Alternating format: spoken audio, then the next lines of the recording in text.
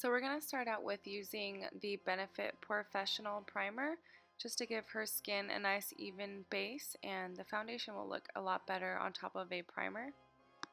You always want to make sure before you put primer on that your face is freshly washed and that you use a toner if you have one. Okay, so now I'm putting Jessica's It Cosmetics foundation all over her face. I just like to do little dots all over the face because I feel like that way I just get a more even finish. And I'm going in with the Sigma F80 Flat Top Kabuki brush. This is my all-time favorite foundation brush. I've been using this one for like 2 years non-stop, and I haven't tried anything yet that's worked the same.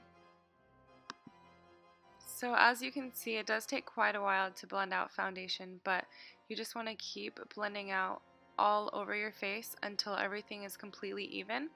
So I'm doing her forehead. I'm even going to cover her eyelids because that gives a good base for the eyeshadow. Sometimes I even put it on top of the lips if they're nice and moisturized already, just because it does help with applying lipstick afterwards.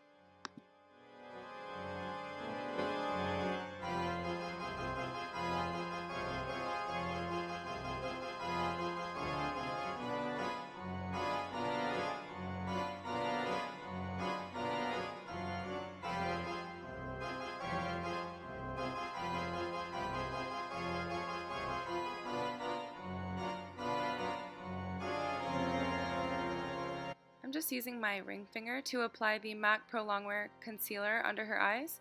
I'm using a shade that's like one shade lighter than her foundation because I want it to highlight under her eyes and cover any under eye circles.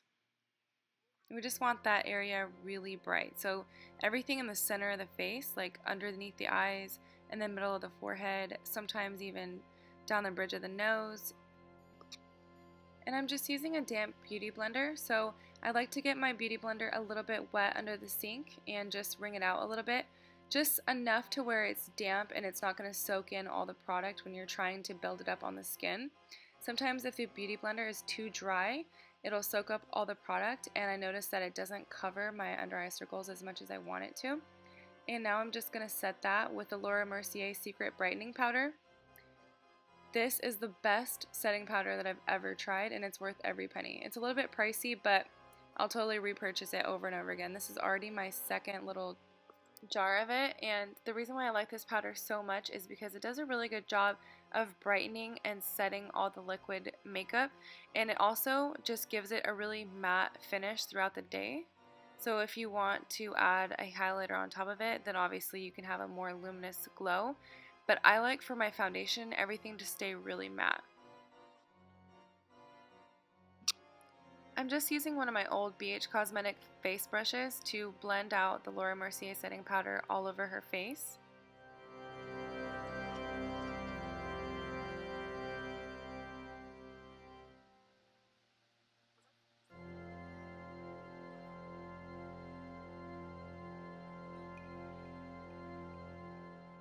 I'm using the Kat Von D Shade and Light Contour Palette to give her cheeks some definition. So I'm going with, I think it's the middle shade, to deepen up her cheekbones. The brush that I'm using is an angled blush brush from MAC. I forgot the name because it rubbed off, but as you can see, I'm just using the edge of the palette. This helps give the contour a really straight line.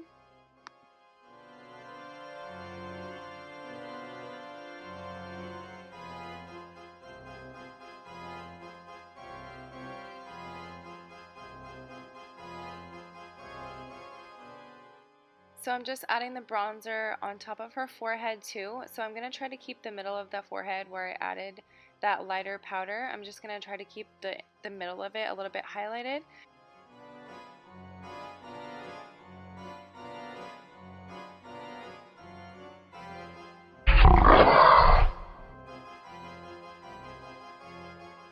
And now I'm going to contour her nose a little bit.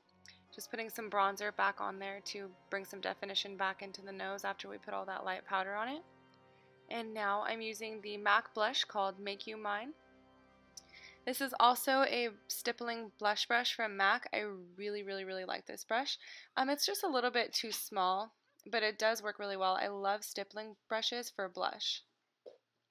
I think that they just give the blush a very nice airbrushed finish instead of like packing on too much color at one time. So I'm just using a random little foundation paddle brush that I have. I'm just using that to brighten up under the eyes again. I just went back into a banana color from the Kat Von D Shade and Light palette. That way I can just brighten up underneath the eyes a little bit more. Sometimes I just feel like I need to go in later and add a little bit of extra brightness. Oh, and there she goes again, thinking she's funny.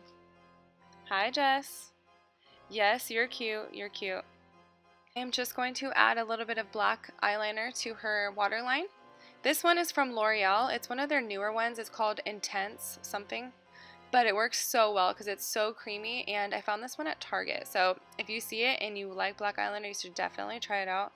I'm actually going to also add some black eyeliner to her lids because the picture that she showed me of what she wanted was super, super smoky and really black. So that way I am using the black eyeliner as a base for the black.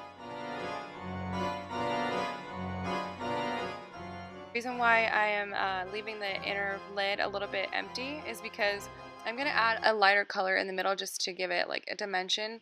I just don't want to cover the whole thing up with black because I do want to add that lighter color in the middle and I want to be able to see it.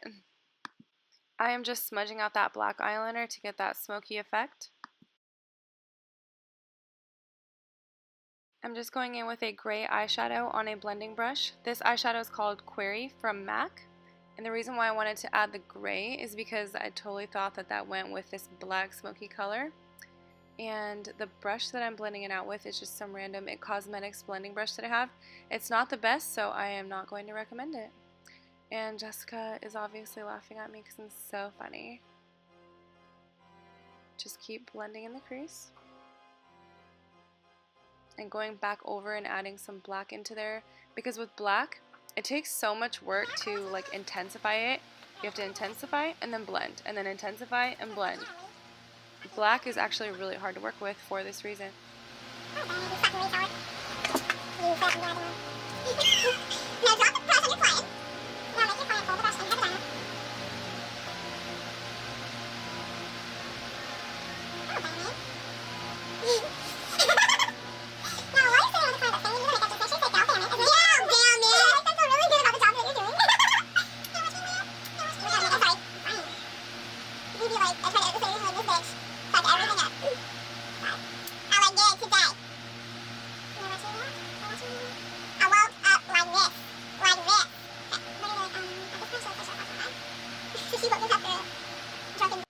I'm using my pencil brush from MAC to add the black eyeshadow onto her lower lash line.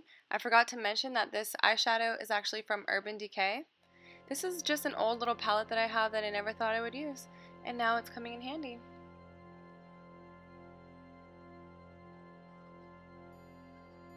I'm just using that pencil brush to intensify the black on. And since we decided to do the face makeup first and then the eyeshadow after, we had quite a bit of fallout. So I just used my little fan brush to dust that off. I don't want to rub it with my finger because that can actually just smudge in the black onto the face. So that's why I just wanted to lightly sweep it off with that brush. And I'm using a fluffier blending brush to blend out the black on the lower lash line. She wanted a super, super intense black smoky eye because she has a lot of events. She does burlesque dance, and she has a lot of shows this month in October for Halloween, so that's why she wanted this crazy goth looking eye.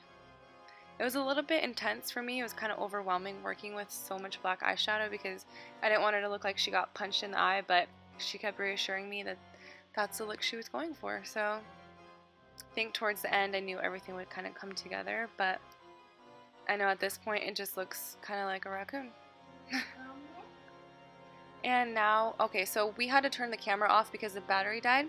So while the camera was off and while we were charging it, we popped on her lashes and her eyebrows, and now I'm just going in with this Soft and Gentle highlighter from MAC and using a fan brush to add that to the bridge of her nose and the top of her cheekbones.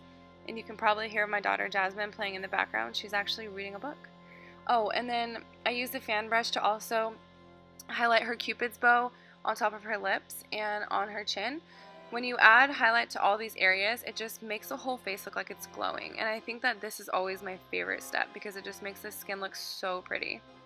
And we wanted to use that black eyeliner to cover up a little bit of the glue from the lashes and also just intensify. So once everything is almost done, I always go back in and just touch up the bronzer and make sure everything is the way I want it. Make sure that the bronzer is dark enough, and also I want to clean up underneath the bronzer. So you're going to see in a second that I'm going to take that little foundation paddle brush again and just use that to create a straight line underneath the contour, just to clean up that line and make it look very crisp. I want her cheeks to look very sunken in. So yeah, that's a great way to clean up the bronzer, is just use that highlighting powder underneath it. I'm sure you guys have seen this trick if you watch other girls on YouTube. And while the camera was off again, we actually went in and added her lipstick. We used Anastasia Beverly Hills Midnight, and we went in on top with the blue color, which is Paint. And I love these liquid lipsticks. They're the best quality of any liquid lipstick I've ever tried.